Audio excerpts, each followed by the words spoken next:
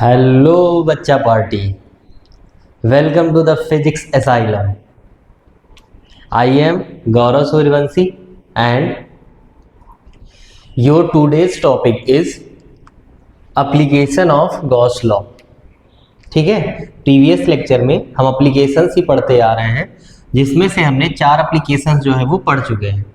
ठीक है, आज हमारा जो 5th एप्लीकेशन है वो क्या है? एप्लीकेशन ऑफ गॉस लॉ में electric field due to uniformly charge thin spherical shell. Spherical shell की वजह से हम क्या कैलकुलेट करेंगे? इलेक्ट्रिक फील्ड इंटेंसिटी कैलकुलेट करेंगे। ठीक है, चलिए आप लोगों का समय ना वेस्ट करते हुए हम अपना टॉपिक जो है वो स्टार्ट करते हैं। आइए समझते हैं कि स्फेरिकल सेल की वजह से कितनी इलेक्ट्रिक फील्ड इंटेंसिटी होगी एट अ पर्टिकुलर पॉइंट। ठीक है, और ये आपका सेल कैसा है? यूनिफॉर्मली चार्ज है। ठीक है, तो सबसे पहले क्या करेंगे? फिगर ड्रॉ करेंगे। तो हम सपोज दैट फिगर ड्रॉ कर रहे हैं। सपोज दैट ये हो गया हमारा क्या? एक सेल। ठीक है, इस सेल पर क्या डिस्ट्रीब्यूट है? चार्ज का यूनिफॉर्मली डिस्ट्रीब्यूशन है। तो अगर किसी सॉलिड या कंडक्टर पर चार्ज डिस्ट्रीब्यूट होता है तो चार्ज कहाँ डिस्ट्रीब्यूट होता है? इसके सरफेस के अलॉन्ग डिस्ट्रीब्यूट होता है। तो इसका जो पूरा चार्ज है वो कहाँ पे डिस्ट्रीब्यूट है? इसके सरफेस पे। तो टोटल चार्ज कहाँ डिस्ट्रीब्यूट है? सरफेस पर। तो हमने इसको सरफेस पे बना दिया। ठीक, अब क्या कर रहे हैं? ये जो हमारा स्फेरिकल सेल है, हम कंसीडर कर रहे हैं कि इस स्फेरिकल सेल की रेडियस कितनी है? Capital R. ठीक, रेडियस कितनी हो गई इसकी? कैपिटल आर हो गई। अब हमें इस सेंटर से, ठीक है, और इसका सेंटर कितना कंसीडर किया? कैपिटल ओ। इस सेंटर से पर्टिकुलर पॉइंट पर आउटसाइड स्फेरिकल सेल हमें क्या कैलकुलेट करनी है? इलेक्ट्रिक फील्ड इंटेंसिटी कैलकुलेट करनी है। किसी भी पॉइंट पर कहीं भी हो सकता है। ठीक है, तो सपोज करते हैं, क्या करते हैं, यहां पे पॉइंट पी लेते हैं। ये पी क्या है? इस स्फेरिकल सेल के आउटसाइड लाई कर रहा है, जहां पर हमें कैलकुलेट करनी है क्या? इलेक्ट्रिक फील्ड इंटेंसिटी कैलकुलेट करनी। ठीक, अब क्या करने हैं? जब हमें इलेक्ट्रिक फील्ड इंटेंसिटी कैलकुलेट करनी है तो हम क्या सपोज करें कि ये जो हमारा पॉइंट पी है, इसके अलोंग क्या ड्रॉ करते हैं? हमें गॉसियन सरफेस ड्रॉ करेंगे, तभी तो एज्यूम कर पाएंगे, क्योंकि हमें क्या है? इलेक्ट्रिक फ्लक्स की हेल्प से निकालना है। तो इलेक्ट्रिक फ्लक्स के लिए क्या करना पड़ता है? एक क्लोज सरफेस लेना पड़ता है, और वो क्लोज सरफेस क्या, कौन सा सरफेस कहलाता है? गॉसियन सरफेस कहलाता है। ठीक, तो अब इस स्फेरिकल सेल की वजह से हम क्या ड्रॉ कर रहे हैं? एक गॉसियन सरफेस ड्रॉ कर रहे हैं। यहां पर हमने क्या ड्रॉ किया? इस चार्ज के अलोंग हमने एक गॉसियन सरफेस ड्रॉ किया। ठीक, ये हो गया हमारा गॉसियन सरफेस। अब क्या कर रहे हैं?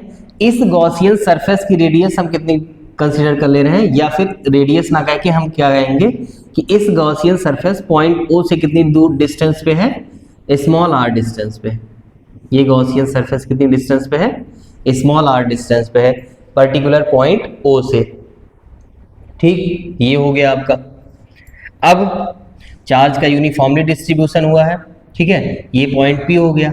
तो अब जब ये पॉइंट पी हो गया तो इस गॉसियन सरफेस पे हम क्या एज्यूम करेंगे? इस गॉसियन सरफेस पे क्या एज्यूम किया जाता है?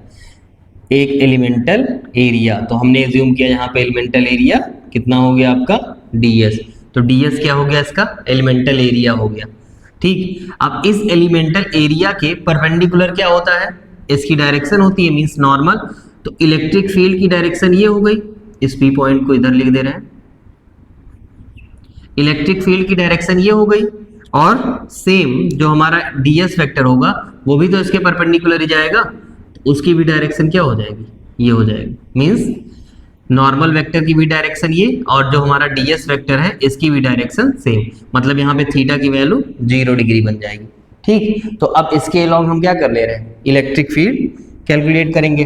तो कैलकुलेट इलेक्ट्रिक फील्ड कैसे करेंगे? With the help of Gauss law. Gauss law की हेल्प से पहले क्या करना पड़ेगा? हमें इलेक्ट्रिक फ्लक्स कैलकुलेट करना पड़ेगा। तो ये सेटअप पहले समझ में आया? हमने क्या किया? एक स्फेरिकल सेल लिया ऑफ रेडियस कैपिटल आर। ठीक है, उस कैपिटल आर रेडियस जो हमने लिया है जहां से पॉइंट O है, यहां से स्मॉल r डिस्टेंस पर हमने क्या ड्रॉ किया, एक गॉसियन सरफेस ड्रॉ किया। किसके अलोंग, इस पॉइंट P के अलोंग, जहां पे हमें क्या कैलकुलेट करना है, इलेक्ट्रिक फील्ड इंटेंसिटी कैलकुलेट करनी है। उसके लिए क्या किया हमने, एक एलिमेंटल एरिया लिया, कितना लिया, ds एलिमेंटल एरिया लिया। अब इसके थ्रू हम क्या कैलकुलेट कर रहे हैं, इलेक्ट्रिक फ्लक्स कैलकुलेट कर लें। तो इस वजह से हम क्या कैलकुलेट कर रहे हैं, पॉइंट, जो हमारा पॉइंट है वो कहाँ लाई कर रहा है, outside the.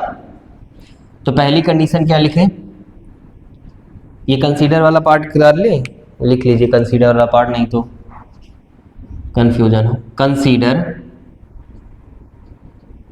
A spherical shell of radius capital R।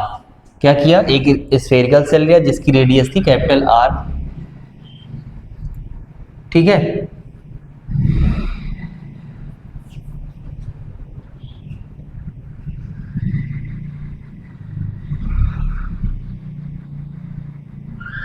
The charge is uniformly distributed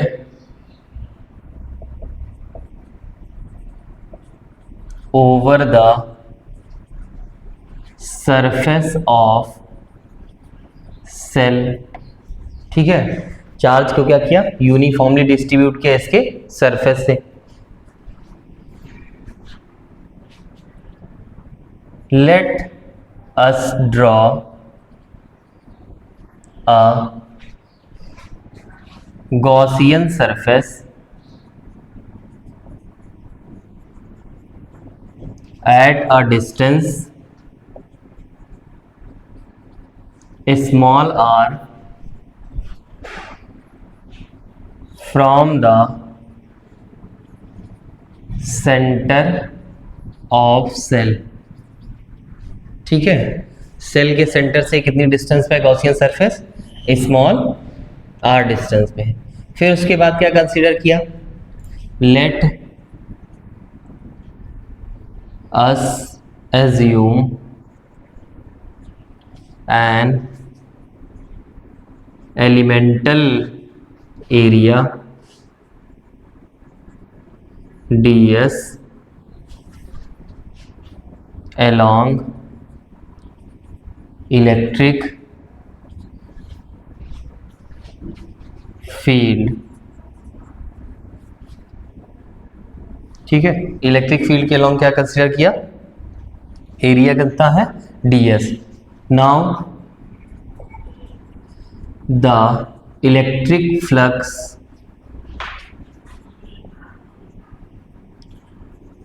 outside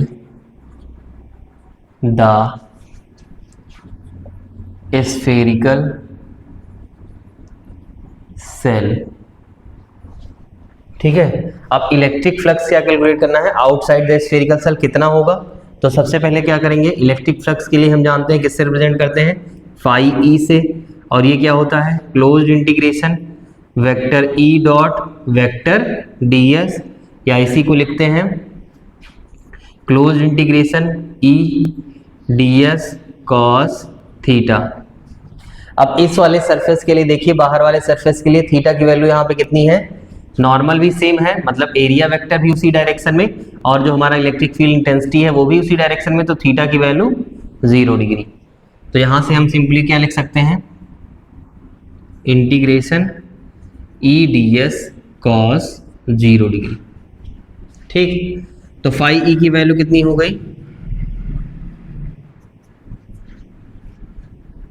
E electric field intensity constant हो जाएगी, फिर क्या हो जाएगा ds, ठीक है, cos 0 की वैल्यू 1, तो ये हो गया। अब ये है सरफेस एरिया, ये हमारा शेप किस शेप का है, जो हमारा स्फेरिकल सेल था वो किस शेप का था, स्फीयर। तो गॉसियन सरफेस जो ड्रॉ होगा वो भी किस शेप का होगा, स्फेरिकल शेप का होगा। तो एरिया ऑफ स्फीयर क्या होता है, सरफेस एरिया ऑफ स्फीयर हमें पता है, since surface area of sphere integration ds is equal to 4 pi r square.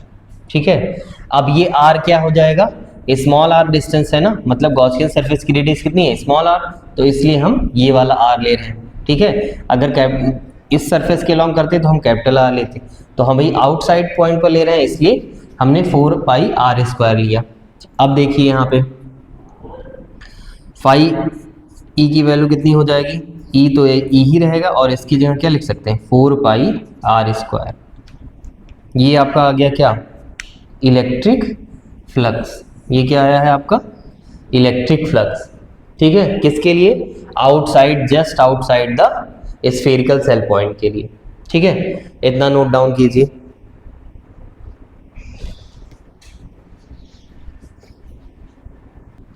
Note कर चुके होंगे, इसको रफ कर रहे हैं। ठीक है, यहां से ऊपर से रफ कर दे रहे हैं।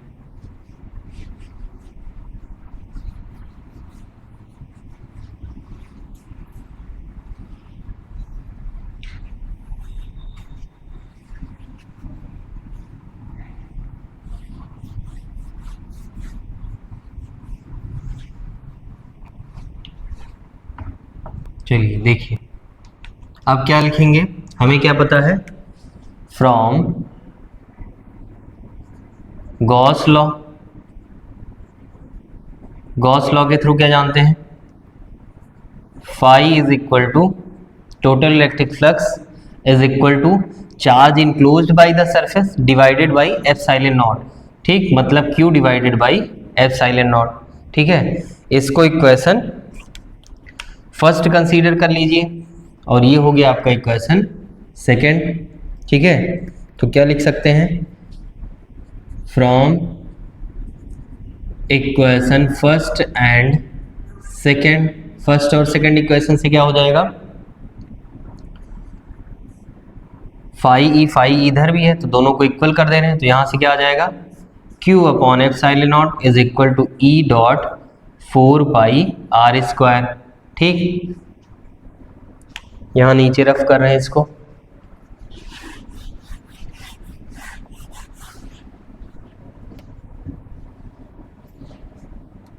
E इज इक्वल टू क्या हो जाएगा, यहां से इसको एज इट इज छोड़ दीजिए E को, ये 4 पाई आर स्क्वायर कहाँ आ जाएगा नीचे, तो ऊपर क्या हो जाएगा Q upon 4 pi epsilon naught r square. इसी को तो लिखते हैं 1 upon 4 pi epsilon naught Q divided by r square. ठीक है, तो ये आपकी इलेक्ट्रिक फील्ड इंटेंसिटी आ गई कहाँ पर, just outside the spherical shell, spherical shell के बाहर की तरफ।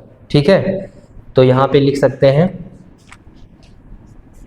This is the electric field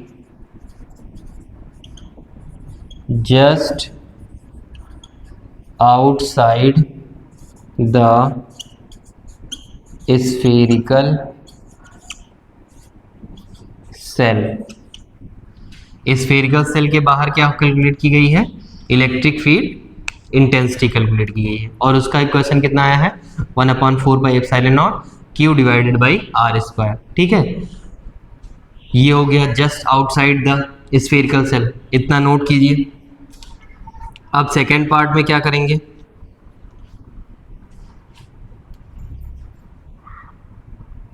यहां से हम इसका सेकेंड पार्ट लिखते हैं। फर्स्ट पार्ट हमने कैलकुलेट कर लिया outside the spherical cell. Second part, अगर ये पॉइंट P यहां ना लाई करके यहां कहीं लाई करता, ठीक है, क्या होता कि ये जो पॉइंट P यहां लाई करा रहे हैं, हम अब की बार कैलकुलेट करेंगे क्या, कि जो हमारा पॉइंट है at electric field intensity at the surface of spherical shell, कहां कैलकुलेट करेंगे, at the surface of spherical shell. Spherical shell के इस बार कहां कैलकुलेट करें, सरफेस पे कैलकुलेट कर रहे हैं। तो सरफेस पे कैलकुलेट करने का मतलब क्या हुआ कि अगर हम सिंपली क्या लिख दें कि ये r जो है यहां से यहां तक की डिस्टेंस है, इस r की डिस्टेंस किसके इक्वल हो जाए, कैपिटल R के। ठीक है। नहीं तो अगर पूरा प्रोसेस करने के लिए तो फिर यहाँ से आप एज्यूम करेंगे क्या, एक जो है वो एलिमेंटल एरिया ds, ठीक है, उसके along electric field, means total यही प्रोसेस होगा और लास्ट में क्या आएगा, यही वाला रिजल्ट आएगा। तो सिंपली हमें क्या कर सकते हैं कि लास्ट में हम वैल्यू यहीं पे पुट कर दें, क्योंकि स्मॉल आर की वैल्यू क्या हो जाएगी, capital R. In this case क्या लिख सकते हैं, in this case small r is equal to क्या हो जाएगा, कैपिटल आर। क्या हो जाएगा, स्मॉल आर किसके इक्वल हो जाएगा, capital R. Hence the electric field intensity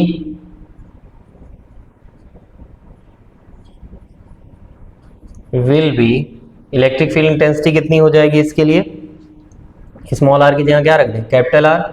तो E इज इक्वल टू क्या लिखा है यहाँ पे, 1/4 pi epsilon naught Q, small r की जगह क्या रख सकते हैं, कैपिटल आर का स्क्वायर।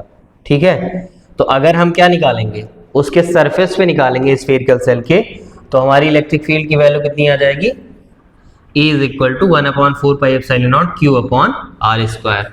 ठीक है, इतना नोट कीजिए। तो हमने कहाँ कहाँ कैलकुलेट किया, एक तो आउटसाइड द स्फेरिकल सेल, दूसरा eight the surface of spherical cell, तीसरी कंडीशन क्या कर लें कि inside the surface of spherical cell.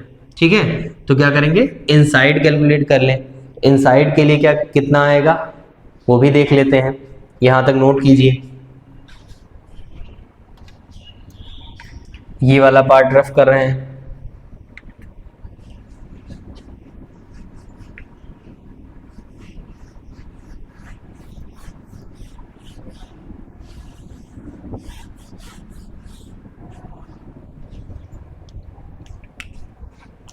Third part में क्या कैलकुलेट करना है,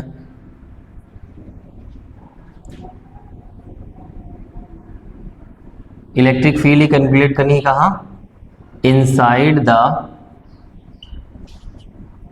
स्फेरिकल सेल। ठीक, इनसाइड द स्फेरिकल सेल। अब इनसाइड द स्फेरिकल सेल के लिए क्या करेंगे, मींस ये हमारा क्या हो गया, स्फेरिकल सेल है जो जिसकी रेडियस कितनी है, कैपिटल आर। अब इसके अंदर कितना सरफेस एरिया, वो सॉरी इलेक्ट्रिक फील्ड होगी, वो कैलकुलेट करेंगे। तो उसके लिए भी क्या हम ड्रॉ करेंगे, एक गॉसियन सरफेस ड्रॉ करेंगे just inside the spherical cell. ठीक है, अगर हम यहां से ड्रॉ करें इनसाइड द स्फेरिकल सेल, तो हमें क्या पता है कि गॉसियन सरफेस ड्रॉ करना पड़ेगा सरफेस एरिया के लिए। अब क्या कंडीशन है यहां पे कि हम जानते हैं, क्या जानते हैं, we know that the total charge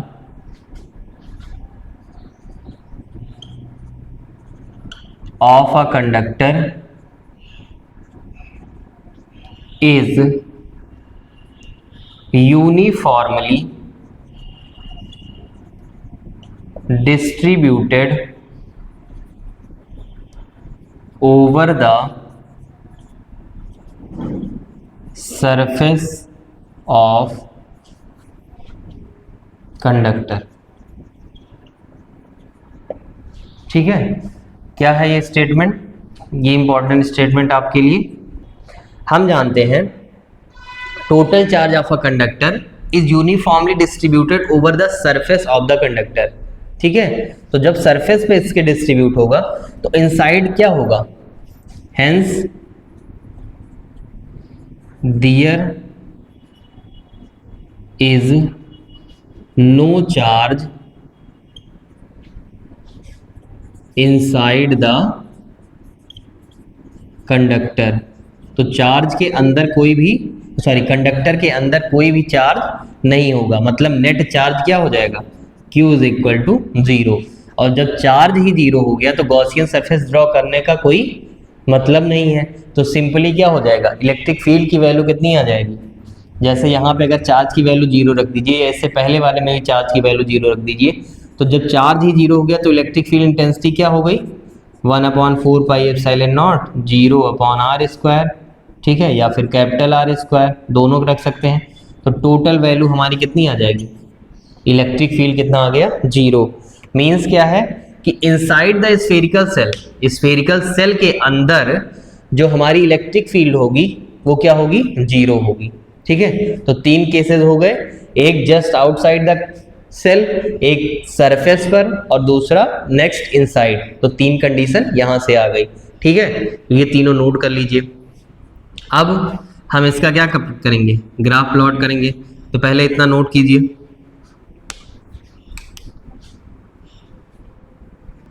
इतना नोट किया, इसको रफ करें।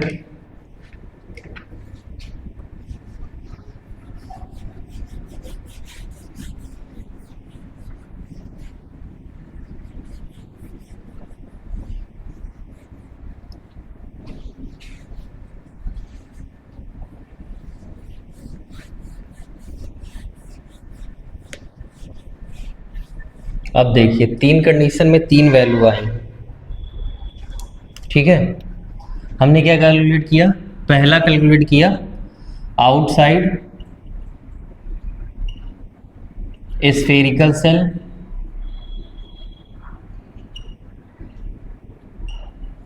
ठीक,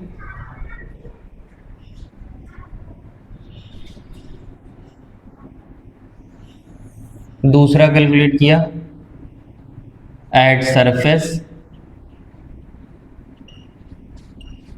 और तीसरा कैलकुलेट किया इनसाइड द सरफेस। ये 3 इलेक्ट्रिक फील्ड कैलकुलेट किए ना, outside spherical shell, eight the surface और इनसाइड द सरफेस। अब तीनों के लिए वैल्यू कितनी आई है, पहले के लिए आई थी is equal to 1/4 pi epsilon naught Q upon R², sorry small r², पहले के लिए आ गई थी। सरफेस के लिए कितनी आई थी, is equal to 1/4 pi epsilon naught Q upon capital R², और थर्ड वाले के लिए कितनी आई है, इलेक्ट्रिक फील्ड 0 आई है। यही तो तीनों आई है। पहले वाले के लिए is equal to 1/4 pi epsilon naught Q upon R², यहाँ पे Q अपॉन कैपिटल R², और वहां पे 0।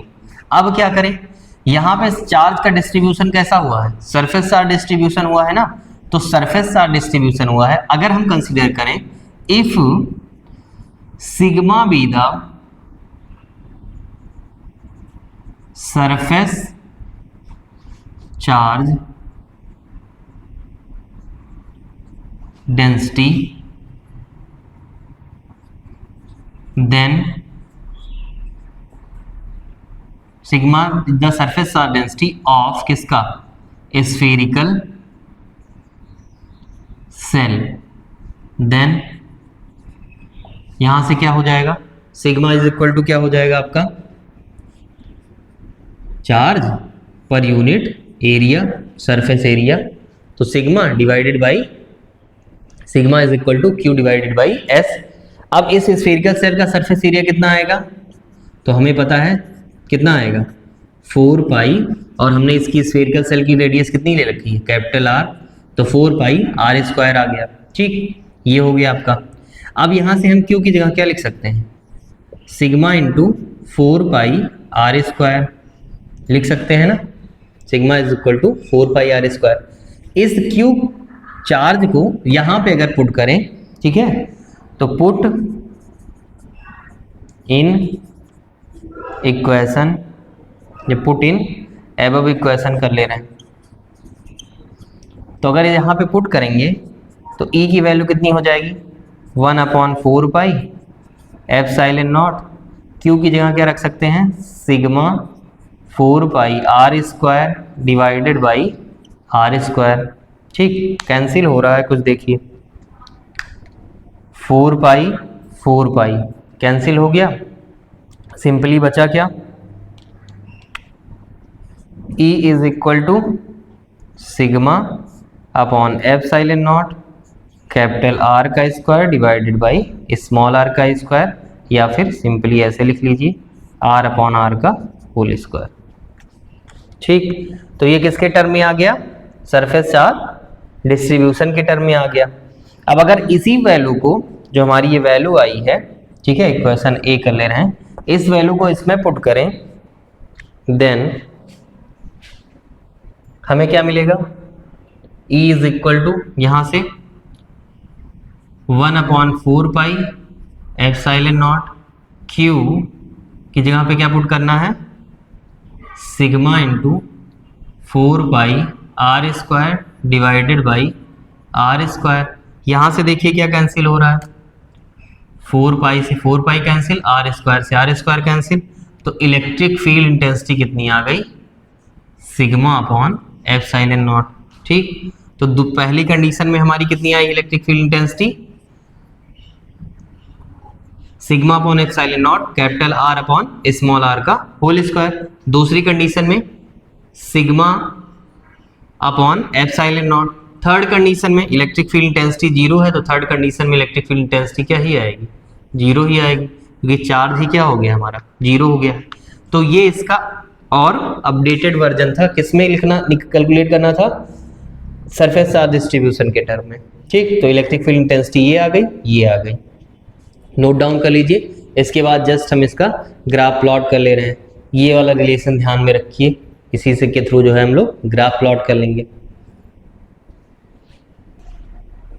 इसको रफ करके ग्राफ प्लॉट कर लें इसका,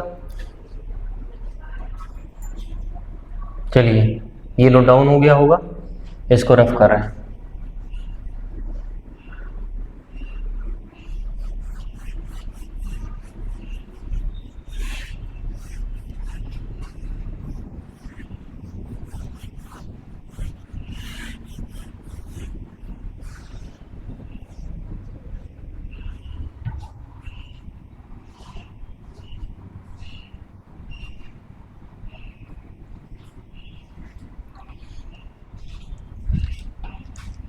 अगर हम यहां पर देखें आउटसाइड द स्फेरिकल सेल, तो यहां से क्या दिख रहा है, E is inversely proportional to 1/r square. ठीक, यहां से फर्स्ट कंक्लूजन क्या मिला, E is inversely proportional to 1/r square. Second में क्या मिला आपको, E is inversely proportional to 1/r square. और थर्ड में क्या मिला, E इज प्रोपोर्शनलिटी टू 0। ठीक है, तो तीन केसेस मिल गए। अब इसके बेसिस पे क्या करें, हम ग्राफ प्लॉट करने जा रहे हैं। तो ग्राफ प्लॉट करने के लिए हमें क्या करना पड़ेगा, एक एक्स एक्सिस और दूसरी वाई एक्सिस। ये हो गया सपोज दैट वाई एक्सिस, और ये हो गई हमारी एक्स एक्सिस। ठीक, तो वाई एक्सिस के अलॉन्ग क्या रखेंगे, जो डिपेंडेंट वेरिएबल है उसको किधर रखेंगे, एक्स एक्सिस के अलॉन्ग। ठीक, और इंडिपेंडेंट को वाई एक्सिस के अलॉन्ग रखेंगे। तो वैल्यू पुट कीजिए,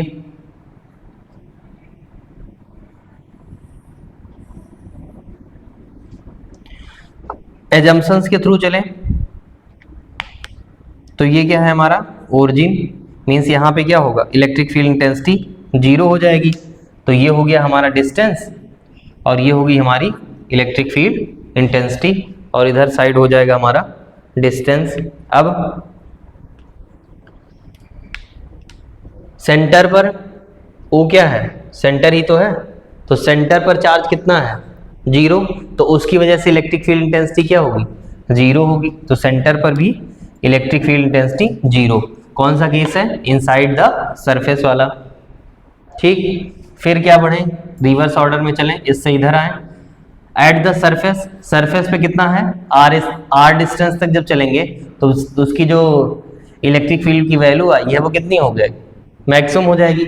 यहां से ये भी तो आ रहा था, sigma is directly proportional to E is directly proportional to sigma upon epsilon naught. ठीक, तो यहां से यहां तक की वैल्यू क्या हो जाएगी, कोई वैल्यू आएगी। तो इसलिए हम इस पॉइंट को कहां तक रखते हैं, कैपिटल आर डिस्टेंस तक रखते हैं। और यहां से हम क्या ड्रॉ कर रहे हैं, परपेंडिकुलर। तो ये वाली डिस्टेंस कितनी हो गई, कैपिटल आर की डिस्टेंस हो गई। अब उसके बाद क्या होगा, हम आर बढ़ाते जाएंगे तो इलेक्ट्रिक फील्ड इंटेंसिटी की वैल्यू क्या होगी, कम होगी। जैसे जैसे आर बढ़ेगा इलेक्ट्रिक फील्ड इंटेंसिटी की वैल्यू क्या होगी, आर यहाँ से इंक्रीज करेगा, इलेक्ट्रिक फील्ड डिक्रीज करेगी। तो अब जो ग्राफ प्लॉट होगा वो कैसा होगा,